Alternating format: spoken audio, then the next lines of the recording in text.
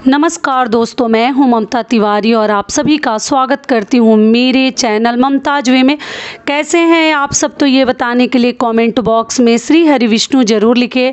तो चलिए दोस्तों, आज हम इस वीडियो में जानेंगे कार्तिक माह के वो 5 महत्वपूर्ण दिन, चमत्कारी दिन कह लीजिए, क्योंकि जो कार्तिक स्नान कर रहे हैं वो भी इन 5 दिनों का बेसब्री से इंतज़ार करते हैं, और जो कार्तिक स्नान नहीं कर रहे हैं वो भी लोग इन 5 दिनों का व्रत पक्का रखते हैं। इन 5 दिनों में हमें कौन कौन सी सावधानियां बरतनी है, कौन कौन से कार्य करने हैं कि हमें संपूर्ण फल की प्राप्ति हो। जो स्नान करें उन्हें भी संपूर्ण फल की प्राप्ति होती है अगर इन 5 दिनों में हम इन बातों का ध्यान रखें। अगर आप पूरे कार्तिक मास स्नान करें फिर इन 5 दिनों का आप ध्यान नहीं रखते, जिनको पंचभीखा के नाम से भी जाना जाता है, आपके राज्य में क्या कहते हैं इन 5 दिनों का आप लोग देख लीजिएगा, लेकिन हमारे तरफ इसको पंचभीखा के रूप में इस व्रत को रखा जाता है, किया जाता है। कौन कौन से कार्य किया जाता है सभी कुछ मैं आपके साथ शेयर करूंगी, तो आप बने रहिए मेरे साथ मेरे चैनल पर। अगर आपको मेरा वीडियो पसंद आता है तो प्लीज़ आप मेरे चैनल को सब्सक्राइब कर दीजिएगा, बेल आइकन को प्रेस कर दीजिएगा, जिससे कि मेरे वीडियो के नए नोटिफिकेशन आप लोगों के पास सबसे पहले पहुंचे। तो चलिए शुरू करते हैं और जान लेते हैं सभी महत्वपूर्ण बातें। ये 5 दिनों का व्रत हमें कब से शुरू करनी है, कब समाप्त होगा, कैसे समाप्त करेंगे, हर चीज़ मैं आपके साथ शेयर करूंगी। तो सबसे पहले आपको बता दूं कि ये पंचभीखा जिसको कहते हैं, ये व्रत हमारा देवउठनी एकादशी के दिन से शुरू होगा, 4 नवंबर से।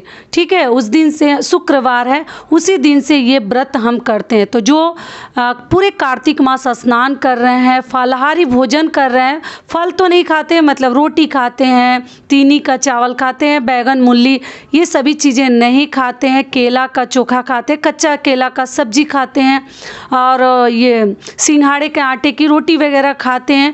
तो वो लोग जो खाते हैं उनको भी ये चीज़ अब नहीं खानी है। इन 5 दिनों में केवल फल पे ये व्रत रखा जाता है। पंचभीखा जो व्रत है कार्तिक मास का एकदम चमत्कारी और महत्वपूर्ण दिन है। हम चाहते हैं ना कि हमारे द्वारा जो ही पाप हुए हैं, अधिकतर तो जो बड़े बुजुर्ग हैं वही कार्तिक स्नान करते हैं, नए लोग बहुत कम ही करते हैं, लेकिन आजकल सभी कर रहे हैं। सभी चाहते हैं कि हमें पूर्ण फल की प्राप्ति हो, हमारे जीवन में सुख समृद्धि बनी रहे, किसी प्रकार का संकट ना आए, आगे का अपने जीवन का सोचकर। एक तो एकादशी व्रत ऐसे ही आप लोग को मालूम ही है खुद के लिए किया जाता है, सीधे वैकुंठ धाम हमें मिलता है, तो सभी आजकल करते हैं। तो अगर मान लीजिए कि आप खाते थे पहले अनाज वगैरह, तो इन 5 दिनों में अनाज नहीं खाया जाता। इस बात को अच्छे से समझ लीजिएगा, क्योंकि ये जो पंचभीखा आता है ना, 5 दिनों का ये व्रत होता है ना, केवल फल पे किया जाता है और फल पे रखा जाता है। और फिर हम इसका उद्यापन कब करते हैं, जो 1 महीने का रखे हैं उनके लिए भी बता दूं, और जो केवल 5 दिनों का रखे हैं वो भी पूर्णिमा के दिन। तो 8 तारीख को पूर्णिमा है, 8 नवंबर को उसी दिन हमारा व्रत जो है पंचभीखा समाप्त होगा। तो इसमें आपको क्या क्या ध्यान रखनी है, बैगन मूली वगैरह तो नहीं खानी है, एकदम ध्यान रखनी है। भोजन तो करना ही नहीं है, इसमें केवल फल फलाहार करते हैं, अनाज का भोजन नहीं किया जाता। चाय पानी जूस शरबत आप सब ले सकते हैं, लेकिन मान लीजिए जो अनाज पे करना चाहते हैं, सबका शरीर एक जैसा नहीं है, तो आप जो है फलाहारी चावल आटा वगैरह खा सकते हैं, जैसे सिंघाड़े का आटा वगैरह। तीनी का चावल तो इसमें नहीं खाते हैं, लेकिन कई ऐसे लोग हैं कहते हैं कि हम लोग फलाहार में करते हैं क्योंकि हम बिना चावल का नहीं रह सकते हैं, आटा से प्रॉब्लम होता है, सिंघाड़े का आटा नहीं खाते हैं, तो वो अपना देख लेंगे। लेकिन इन 5 दिनों में चावल ना खाएं तो ज़्यादा बेहतर है। लेकिन अगर आप खा रहे हैं, भोजन कर रहे हैं, एक समय रोटी भी कई लोग खाकर ये व्रत रखते हैं और चावल नहीं खाते हैं, तो आप बैगन मूली मसूर की दाल आपको नहीं खानी है, जो केवल 5 दिन का कर रहे हैं। और जो पूरे कार्तिक का कर रहे हैं वो तो पहले से ही नहीं खा रहे हैं, लहसुन प्याज कुछ भी नहीं खाते हैं। ठीक है, इस बात का आप लोग ध्यान रखिएगा। और इन 5 दिनों में दीपक हमें कैसे जलानी है, तो देखिए जो पूरे साल तुलसी माता को दीपक जलाते हैं वो तो केवल मतलब प्रतिदिन एक दीपक जला सकते हैं या 5 बाती डालकर जला सकते हैं पंचभीखा में। लेकिन जो लोग पूरे साल तुलसी माता को दीपक नहीं जलाते हैं वो 365 दीपक हम विवाह के दिन जलाते हैं, देवउठनी एकादशी के दिन ही जलाते हैं।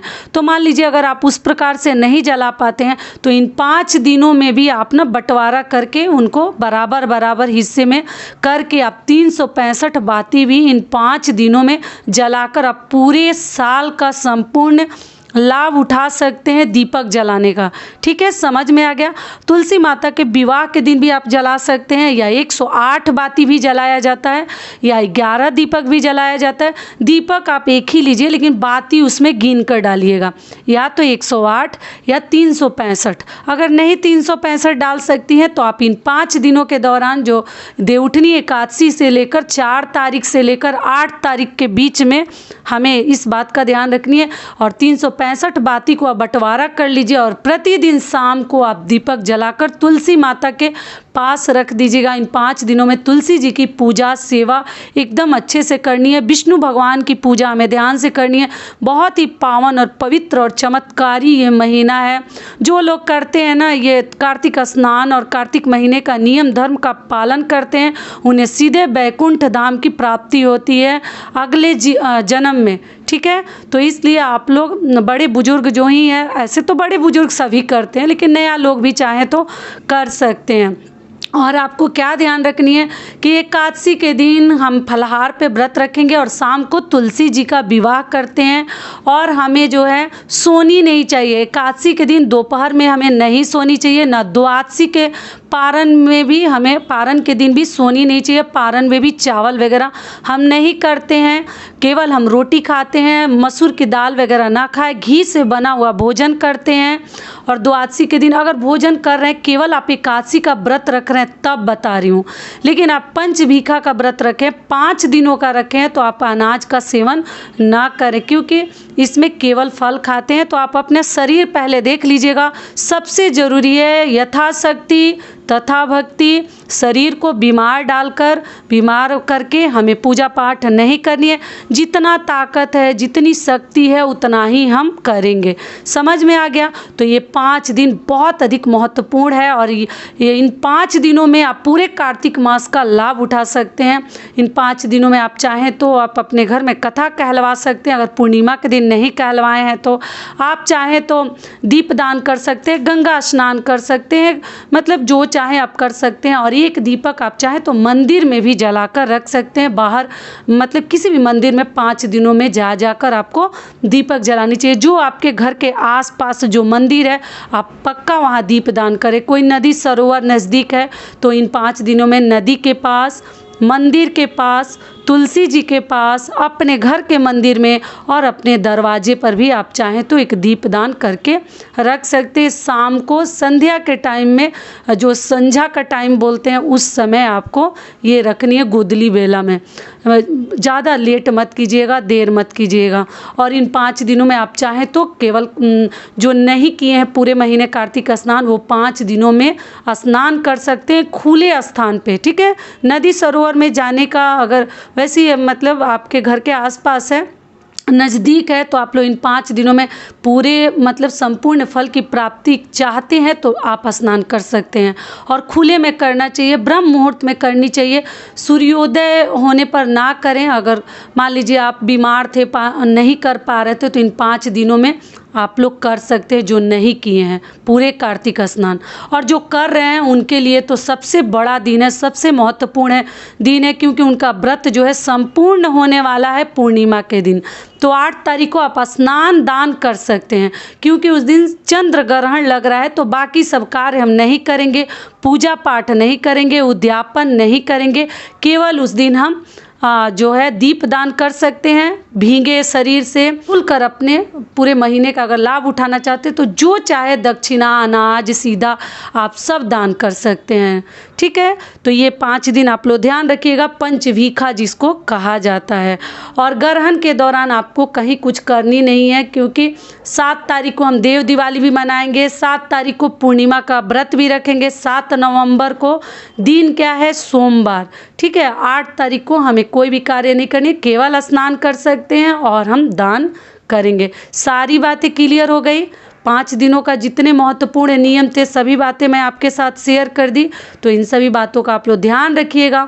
तो ये वीडियो मेरा यहीं तक का था। आशा करती हूँ, उम्मीद करती हूँ कि इस वीडियो से मेरी बहनों को बहुत अधिक लाभ मिलेगा। फिर मिलती हूँ एक नए वीडियो में, तब तक के लिए नमस्कार। स्वस्थ रहिए, सुरक्षित रहिए और जहाँ कहीं भी रहिए खूब खुश रहिए।